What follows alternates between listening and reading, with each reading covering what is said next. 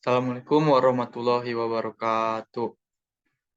Perkenalkan, nama saya Muhammad Akisandi Yuda, NPP 330599, asal pendaftaran Banten, kelas F5 Keuangan Publik.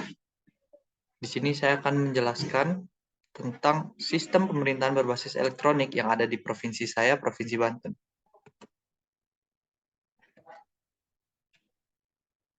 Yang pertama, ada aplikasi yang bernama Moski. Moski adalah singkatan dari motor sasis kuat. Aplikasi ini dikembangkan oleh pemerintah Provinsi Banten untuk memudahkan masyarakat dalam mengurus perizinan kendaraan bermotor di Banten. Moski dapat diakses melalui website ataupun aplikasi mobile. Aplikasi ini tersedia dalam dua bahasa, yaitu bahasa Indonesia dan bahasa Sunda. Berikut adalah beberapa fitur Moski. Yang pertama, permohonan perizinan kendaraan bermotor. Yang kedua, ada fitur permohonan bermotor Moski. Yang ketiga, ada pembayaran pajak kendaraan bermotor. Yang keempat, ada fitur pembayaran pajak kendaraan bermotor. Yang kelima, ada informasi kendaraan bermotor. Aplikasi ini juga menyediakan informasi tentang kendaraan bermotor seperti status, pajak, dan data kendaraan. Yang ke-6 ada fitur informasi kendaraan bermotor Moski. Yang ke-9 adalah aplikasi mobile. Aplikasi ini juga tersedia dalam versi aplikasi mobile yang dapat diunduh di Google Store ataupun Play Store atau App Store. Yang aplikasi kedua ada e-Banten. Website e-Banten adalah website resmi pemerintah Provinsi Banten. Website ini diluncurkan pada tahun 2002 sebagai upaya untuk meningkatkan pelayanan publik dan transparansi pemerintah. Berikut ini adalah beberapa fitur dan manfaat dari website e-Banten. Fitur informasi. Website e-Banten menyediakan informasi yang lengkap dan akurat tentang berbagai bidang termasuk pariwisata, pendidikan, kesehatan, perekonomian, dan layanan publik. Ada fitur layanan publik. Website e-Banten menyediakan layanan publik seperti pembayaran pajak, pengajuan izin, dan informasi layanan kesehatan. Yang ketiga ada fitur media sosial. Website e-Banten dilengkapi dengan fitur media sosial sehingga masyarakat dapat berinteraksi dengan pemerintah secara langsung. Berikutnya ada aplikasi e-Hibah. Implementasi e-Hibah dan bantuan sosial di Biro Kesejahteraan Rakyat Provinsi Banten belum berjalan dengan efisien, efektif, transparan, dan akuntabel. Berikut beberapa aspek yang dinilai belum optimal dan belum berjalan baik Bansos Provinsi Banten. Baik hal ini dapat dilihat dari kurangnya sosialisasi dalam memberikan informasi mengenai penggunaan aplikasi e-Hibah Bansos Provinsi Banten.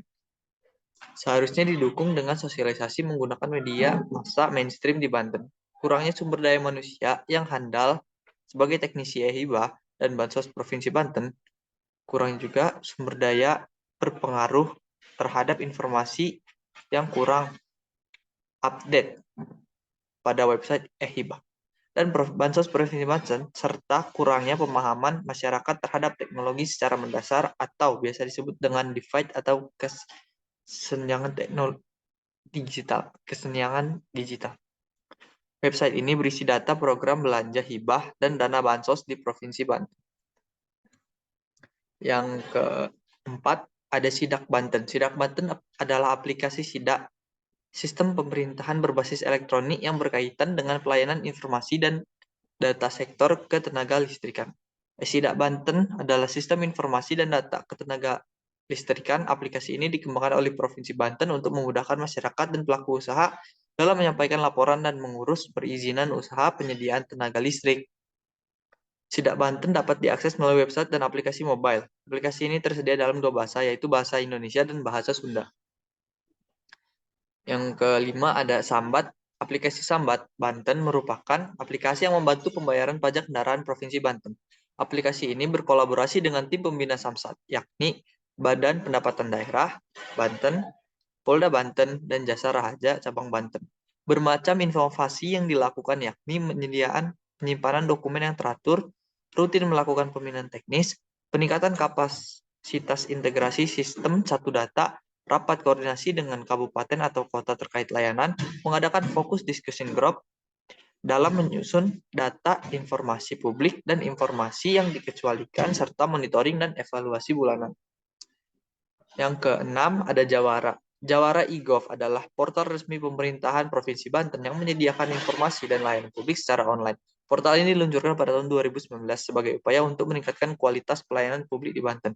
Jawara e-Gov memberikan informasi kepada seluruh rakyat di Banten, sementara bagi internal biasa digunakan untuk absensi pegawai hingga kenaikan pangkat. Selain itu, yang paling utama adalah informasi vital terkait pembuatan suatu dashboard bagi pemimpin yang bisa menjadi suatu solusi atau sebuah bahan pijakan bagi pimpinan dalam membuat sebuah kebijakan. Yang ketujuh ada Banten Satu Dana. Aplikasi Banten Satu Dana adalah aplikasi yang dikembangkan oleh pemerintah Provinsi Banten untuk memudahkan masyarakat dalam mengakses berbagai layanan publik di Banten. Ada juga manfaatnya mempermudah masyarakat dalam mengakses informasi layanan publik di Banten, membantu masyarakat untuk menghindari antrian panjang di kantor pelayanan publik, meningkatkan efisiensi efektivitas layanan publik di Banten. Juga ada poin fitur aplikasi Banten Satu Dana. Ada bagian informasi. Aplikasi ini menyediakan informasi lengkap tentang berbagai bidang, termasuk pariwisata, pendidikan, kesehatan, perekonomian, dan layanan publik. Ada akses, aplikasi ini mudah digunakan dan diakses di masyarakat berbagai kalangan. Dan efisiensi, aplikasi ini dapat menghemat waktu dan tenaga masyarakat dalam mengakses informasi dan layanan publik. Yang kedelapan ada SIMK atau Sistem Informasi Manajemen Kinerja adalah sistem yang digunakan untuk mengukur kinerja pemerintahan. SIMK Banten adalah SIMK yang digunakan oleh pemerintah Provinsi Banten. SIMK Banten adalah sistem informasi yang digunakan untuk menyusun rencana kinerja pemerintah daerah, mengukur kinerja pemerintah daerah, menyampaikan informasi kinerja pemerintah daerah kepada masyarakat. Dengan kata lain, SIMK Banten adalah sistem informasi manajemen kinerja pemerintah daerah. Penerapan SIMK Banten telah memberikan manfaat bagi pemerintah Provinsi Banten, antara lain meningkatkan akuntabilitas dan transparansi pemerintahan, meningkatkan kualitas perencanaan dan penganggaran, meningkatkan efisiensi dan efektivitas pengelolaan pemerintahan. Yang ke-9 ada SIPD. Sistem Informasi Pemerintah Daerah atau SIPD merupakan aplikasi yang digunakan untuk mengintegrasikan data dan informasi dari berbagai perangkat daerah di Provinsi Banten. Aplikasi ini bertujuan untuk meningkatkan efisiensi dan efektivitas pengelolaan pemerintahan. Manfaat dari aplikasi ini meningkatkan efisiensi dan efektivitas pengelolaan pemerintahan, meningkatkan akuntabilitas dan transparansi pemerintahan, meningkatkan kualitas dan perencanaan penganggaran, meningkatkan kualitas pengelolaan aset daerah, meningkatkan kualitas pelayanan publik. SIPD sendiri terdapat 5 modul. Yang pertama modul perencanaan, modul keuangan, modul aset, modul kepegawaian, dan modul statistik. Yang ke-10 atau terakhir ada aplikasi SIPUKA. SIPUKA adalah singkatan dari Sistem Informasi Perizinan dan Non-Perizinan secara online. Aplikasi ini merupakan aplikasi yang dikembangkan oleh pemerintah Provinsi Banten untuk memudahkan masyarakat dalam mengurus perizinan dan non-perizinan. Aplikasi ini dapat diakses melalui website atau smartphone. Manfaat SIPUKA sendiri memudahkan akses masyarakat ke layanan perizinan, meningkatkan efisiensi dan efektivitas pengelolaan perizinan, meningkatkan transparansi dan akuntabilitas dalam pemberian layanan perizinan. Fitur-fitur SIPUKA sendiri ada pengajuan perizinan, pembayaran perizinan, informasi perizinan, dan layanan pengaduan. Berikut ini adalah beberapa jurnal yang saya ambil untuk menganalisis jurnal tentang sistem informasi manajemen kinerja.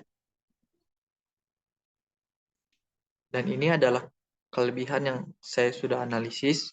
Ada 6 kelebihan: meningkatkan efisiensi, mempercepat pemrosesan informasi, menyediakan akses informasi yang mudah, mampu meningkatkan efektivitas, mempermudah pihak manajemen untuk menegakkan pekerjaan kepada seluruh pemain, membuat sumber daya manusia semakin produktif.